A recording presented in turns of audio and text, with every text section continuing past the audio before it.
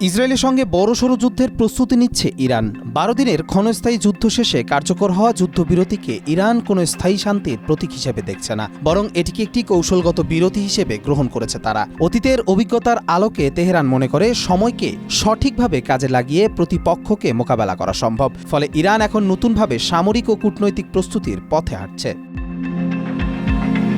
যুদ্ধের সময় ইসরায়েল ও যুক্তরাষ্ট্রের যৌথ অভিযানে ইরানের সামরিক কাঠামো কিছুটা ক্ষতিগ্রস্ত হলেও পাল্টা হামলায় ইরান ও ইসরায়েলের প্রতিরক্ষা ব্যবস্থা দুর্বল করে দেয়। এই প্রেক্ষাপটে ইরান স্বল্প ও মাঝারি পাল্লার ক্ষেপণাস্ত্র মজুত, হাইপারসনিক প্রযুক্তি, বিমান প্রতিরক্ষা, নজরদারি ব্যবস্থা উন্নয়নে জোর দিচ্ছে। পাশাপাশি রাশিয়া চীন থেকে আধুনিক যুদ্ধবিমান ও প্রতিরক্ষা প্রযুক্তি সংগ্রহের পরিকল্পনাও রয়েছে।